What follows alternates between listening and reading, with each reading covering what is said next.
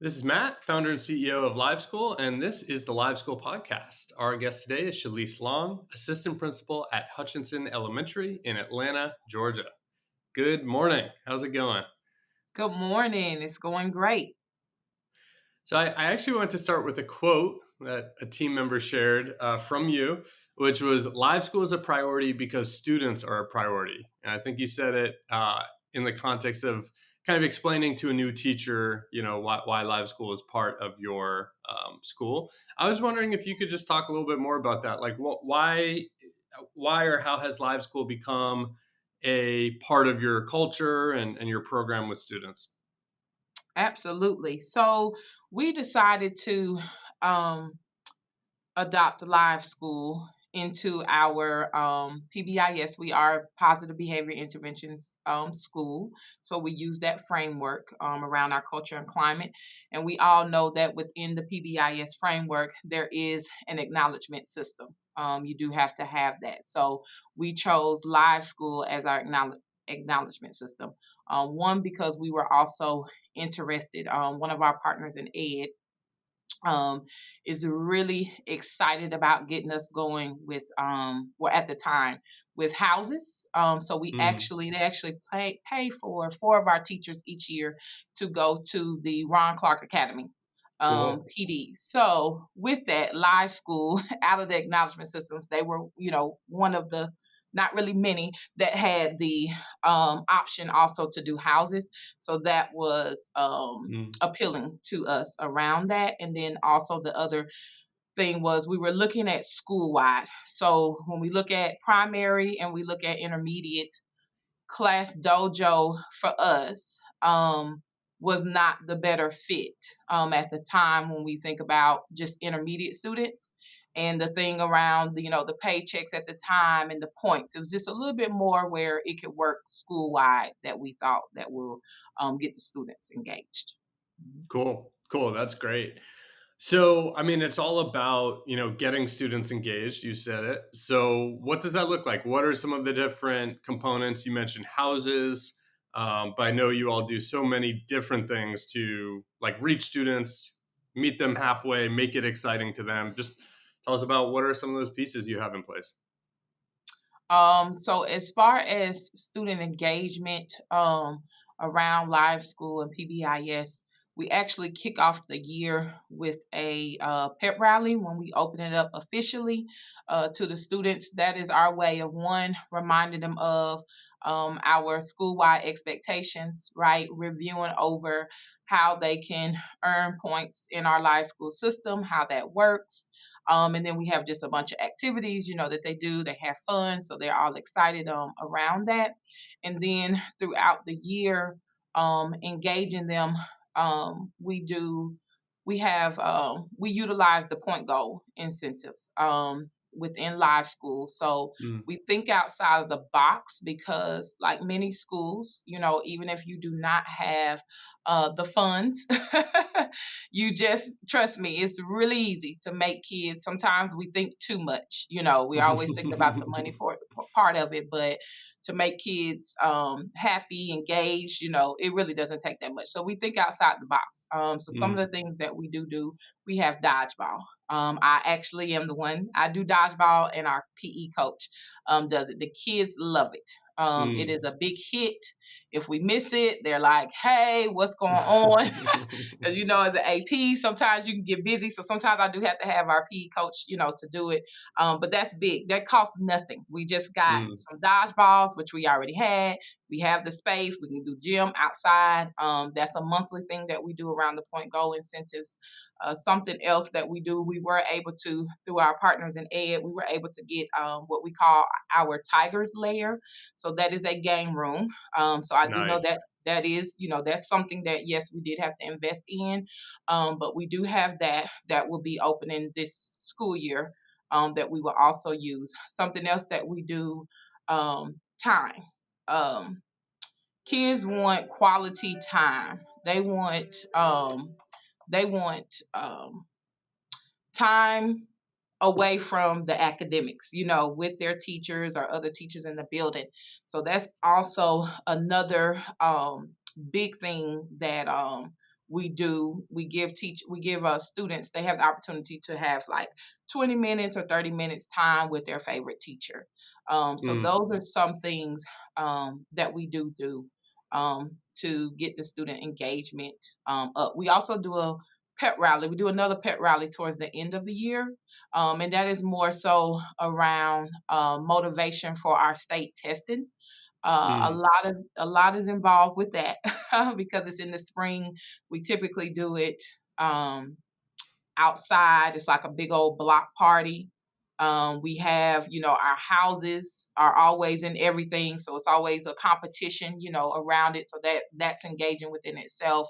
We have more activities involved, and then we do pie in the face. Pie in the face is something that is, yes, pie in the face is something that when I brought it, I may have had Some maybe skeptical looks. 6, yeah, maybe 6, 7 teachers, to wanna do it, and now it's become a part of our culture and climate here. So now I Nice. have more teachers that actually will sign up for it, so don't think just because, you put it out there. Sometimes you have to push them, it's for the kids, Mm. it's for the kids and it's for the adults too, it is.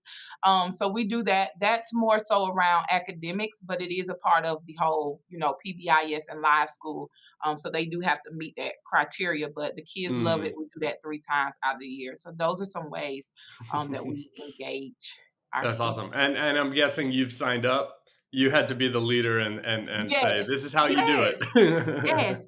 yes, I did. Yes, I did. Yes. The good part is, guess what? I think last year I did not have to take a pie in the face. I was Oh, like, wow. yeah, Alright, there you go. right, that Yeah. is good. Yeah, I'm You're like, building the great. program up enough that there's other people who can do that Right, for you. yes, That's awesome. absolutely.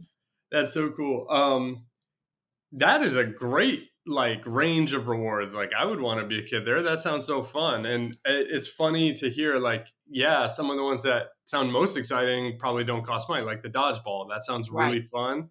Mhm. Um, just for anyone who maybe doesn't use live school or just isn't as familiar with PBIS, can you explain what a point goal is? Because it's a little different than like a school store that people might be familiar with.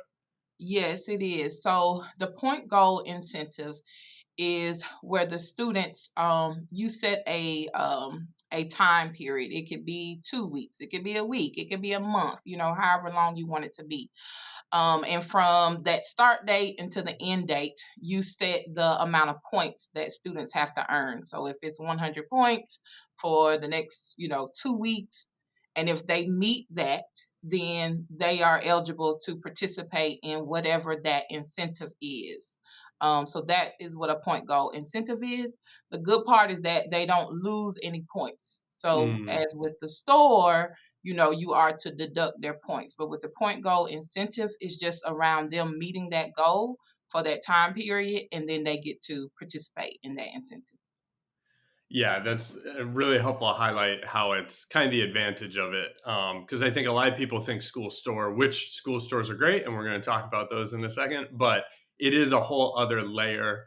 Okay, so you have everything you just talked about, and then you also, on top of that, have stores at the classroom level that you've sounds like really encourage teachers to get going, get consistent with. So tell us about that. What kinds of rewards are teachers doing, and how's it going with like buy-in and getting those to be consistent?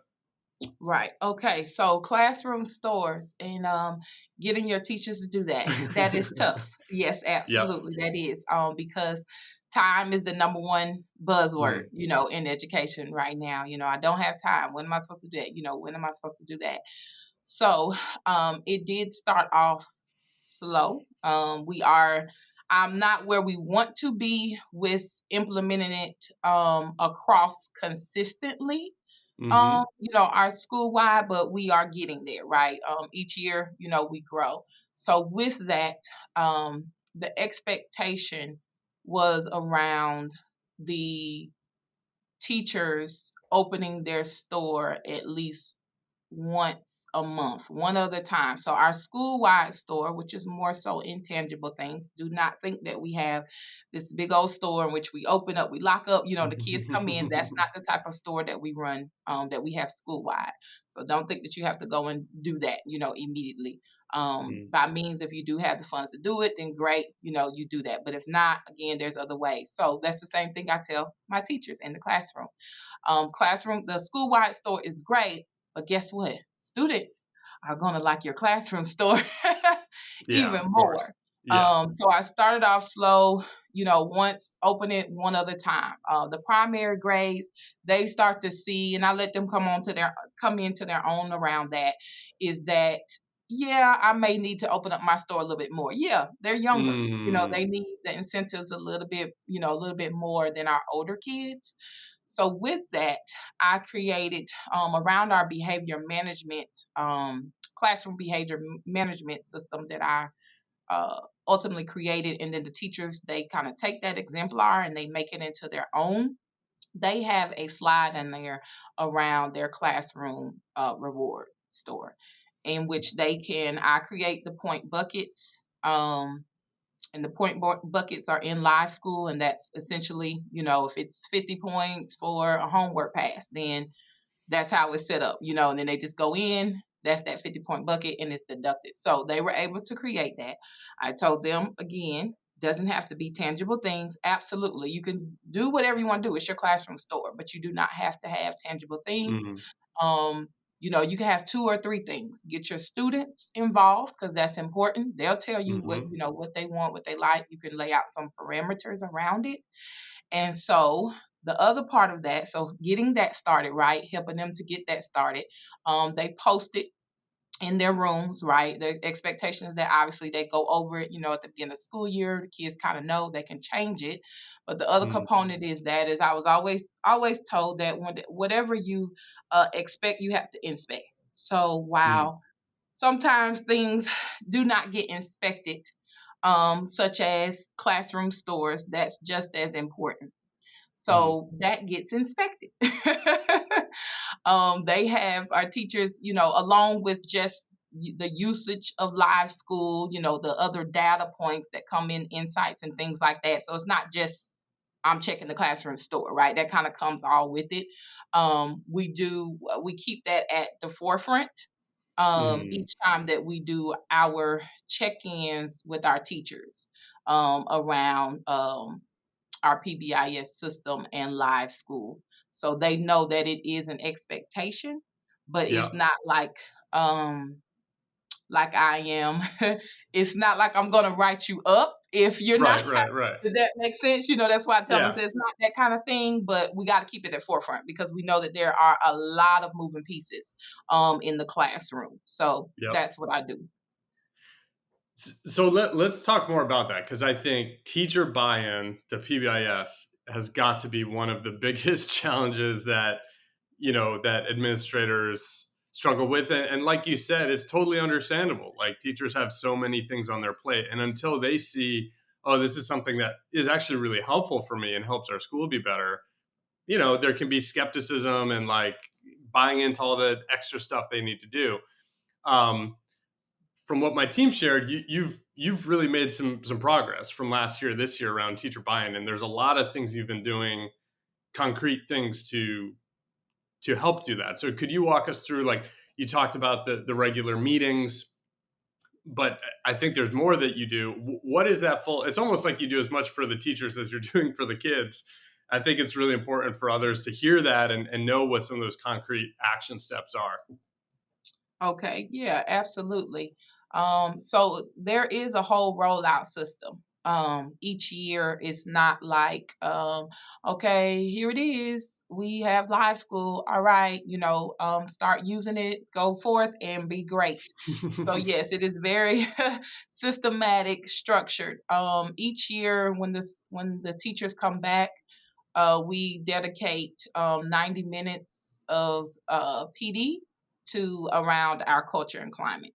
So in that, that's where it begins with the teachers. So I'm actually thinking and planning now for the next year because this year we did have I had a new principal come in, so we had changeover, right? So we had a Mm. quite a bit of new teachers, which was good because they really took into, the live school. So now that we're not having, most of our teachers are returning, right? PD looks a little different because they are, a little familiar with the live school and, different things like that. So I'm thinking about how I'm going to do it, but essentially it starts out with them getting professional development. I do Hmm. not assume that they're just going to come in and then boom, head off with it. We look at their classroom management system in there, right? They start thinking about their reward store right then and there, Hmm. around what that's going to look like. We also, because in live school, obviously to get the points, students are meeting the behavior expectations. So we review over those things and what that looks like as far as teaching them explicitly Mm. school wide. And then this third component will be the live school, part of what's going to happen in that 90 minutes, a little bit more. So we start there. And then what happens is each month we dedicate PD time to our PBIS live school culture and climate. So Mm. they are able to reflect. There is a reflection sheet that they do. Primarily, they look at their live school insights, teachers' data, right? And they're going to put something that they're doing well, something that they need that's an opportunity for growth, and then next steps. Um, and in the past couple years, it has been around their classroom store because that is what has been difficult, right? To get them to implement consistently Hmm. throughout. So that's probably still going to continue to make sure that it is at the forefront. So that's monthly. So we do that Hmm. monthly, in which we look at our data. We kind of go from there. So they're seeing it. It's not like again, I think the key to it is again, when you are trying to build a positive school-wide culture, it is our initiative. So Mm. if it is our initiative, then that means just like we do on the instruction side, because this is a part of instruction, with making sure that teachers get, monthly PD, we have to do that the same with these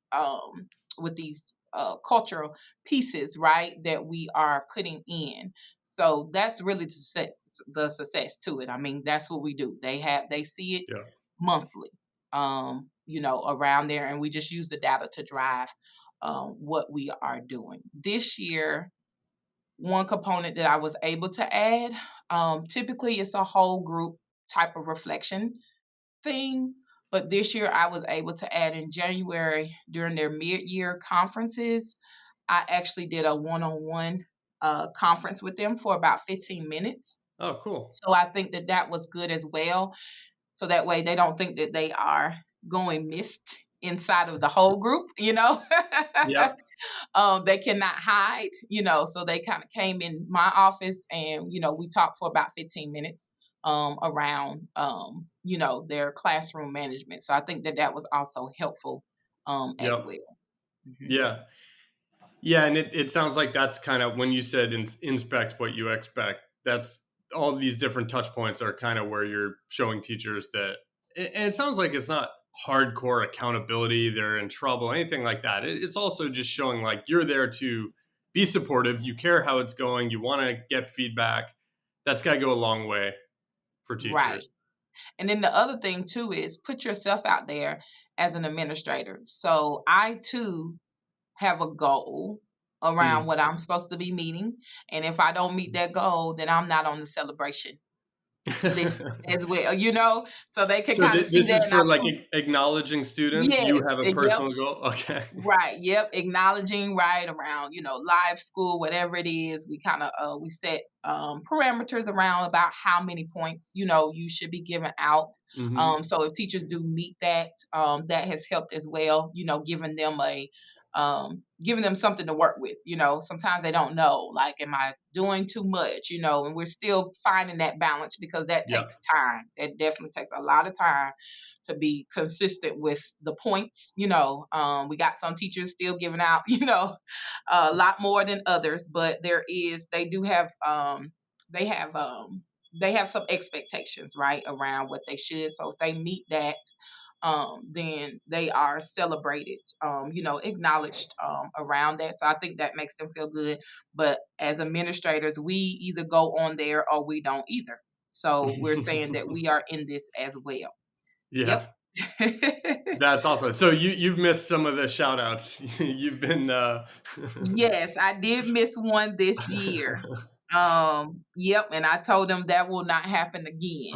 Um, That's awesome. yep. Well, it definitely makes it more of a like a team sport, you know. I think that's really cool. Well, that's great. So, if you were just giving advice to someone else who was starting out fresh, are there any lessons, like if you could go back a couple of years, that you would want to share, just in terms of rolling out a school wide, either a house system or a point goal system or the combination?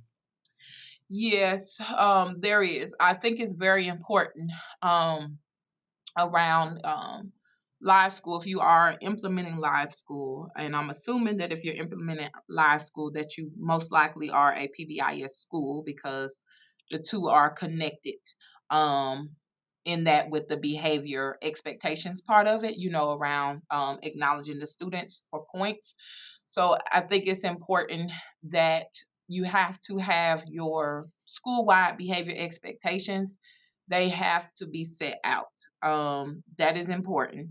Your lessons, your behavior lessons, in which you are going to explicitly teach the students, they need to be scripted, for the teachers, right? Again, don't put that load on them. Hey, here you go, and now teach them, right? Because you want consistency. In order to get consistency, right, and you want that structure, they have to be teaching the same thing. So it's Mm, important. So I think, whoever your team is that's, doing the live school, PBIS or whatnot, will have to come together, to create that. So I do want people to know that, you do need scripted lesson plans, to support in your implementation of it. And mm, then I would say consider maybe piloting a grade level or grade band. We did that. We went school wide with PBIS, obviously, but as far as live school, we actually did started we didn't start it at the beginning of the year when we started it 3 years ago. It was the spring semester, and we piloted with our third through fifth grade students. mm, So sometimes, when you do that, that helps with buy-in, because guess what? We also did the house system. So we had primary, well, when are we going to get on? When they were hearing about mm, different things, that helps with buy-in. So you can consider that. You don't necessarily have to roll it out, school wide, the first year. Teacher buy-in is important. So think about how you continue to get teacher buy-in, um, with the implementation, of it. I think it definitely starts with, well, again, anybody that's a PBIS school, that the teacher buy-in is important, because they have to do a whole survey. You have to have at least 80% of your staff saying, yes, this is something that we need.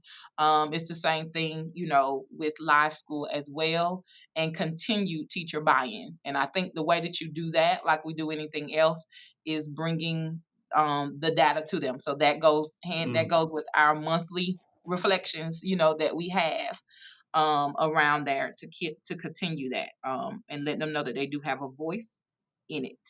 Um, I would say sometimes in education we can get caught up on the acknowledgement system, and around thinking that it is a bribery for kids. So mm, you want to constantly bring that up to your teachers, because you will have some, oh, we're just doing this, to bribe, the kids. Why are we doing this?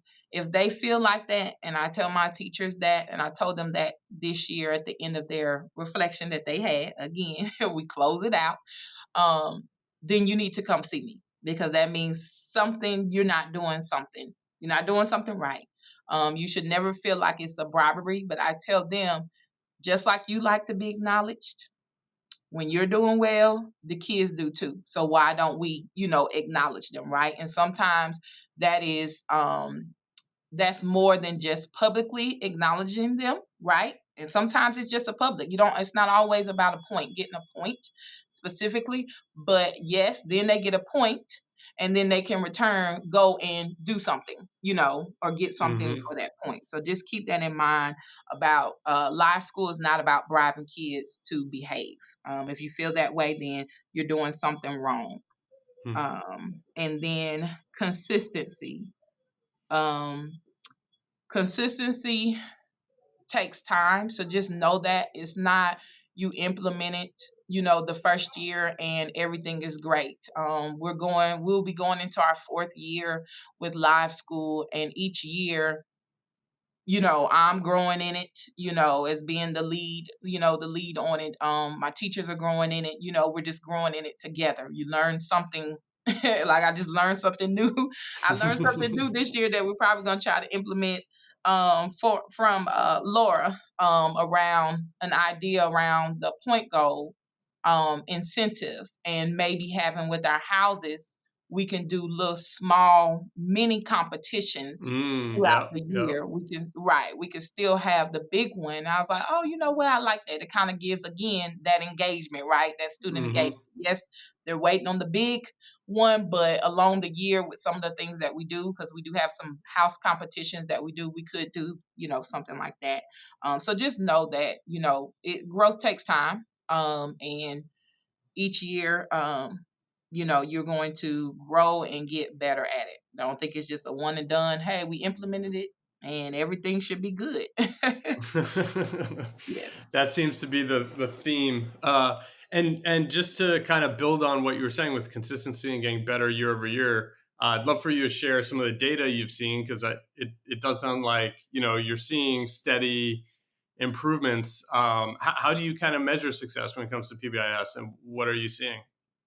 Right. Yes. So we use here in Atlanta, we use our behavior referral system to Hmm. measure our success. And then we also use, which is wonderful, that was another um, good thing about, a great thing, I should say, around live school, the insights. It's really easy to read, to go and get around your data. So we look at both of those. We look at both of those pieces of data to try to measure and make decisions. So as far as our suspension rate, um, we have decreased in 2021, 22, we were at 10%, and now we are at 6%. Nice. So just in that time, right, we have decreased our suspensions, right, looking at other ways, to intervene, with those behaviors that we see. We also went from out of school suspension being the number one, being the number one, intervention, to being the number three, right, and Hmm. something. So our teacher intervention and alternative to suspension is, one and two around that. So just looking at other ways. And then as far as our when in terms of our state assessment, we also look at that because we know that behavior drives the academic success, right?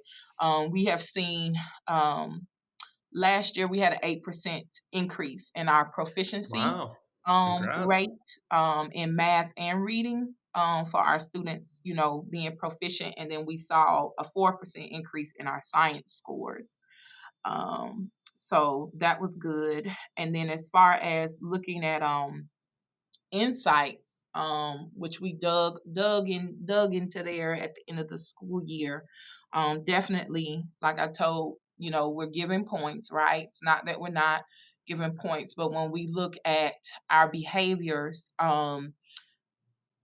student engage well, this goes with student engagement. So we have in our classroom, one of our expectations is complete the task first time given, right? Mm. Obviously that goes perfectly with student engagement. um so whereas we saw that it was high, it was high in giving points, and at the same time, in some areas, it was also high in our demerits, right? And so Hmm. we don't actually take away points, but you can set it, which that's another good thing in live school, right?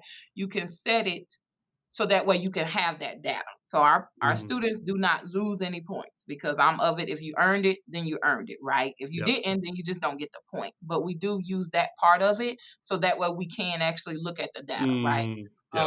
Around where we're seeing. So we saw, yes, we're saying they are completing the task first time, but then no, we're saying no, they're not, right? So there's times where yes, they are, which is probably something engaging, right? And then we're still saying. So I said, well, how can that be? It can't Mm, be right. It can't be both. So I just kind of tell them in a nice way that that's a us issue here, mm. right? Around being more engaging with the students because we want the students to be able to complete the task the first time about 85% of the time, Mhm. in Right. the classroom. Definitely. 100% will be great, but being realistic, right? Setting those, realistic goals. We would say, about 85, 90% of the time the students should be. So we see some discrepancies there with our data in which we have to look more into as far as the leaders, right, around the engagement in the classroom and where we see the students not actually completing the task the Yep. first time given. Yep. Yeah. Well, congrats to you and the team on both the reductions in suspensions, the academic gains. Those are really awesome, and it sounds like there's a mix too of just like the climate, maybe feeling a little bit more positive year after year as well, which is makes everyone happier, more productive, and for better learning. So it is really exciting.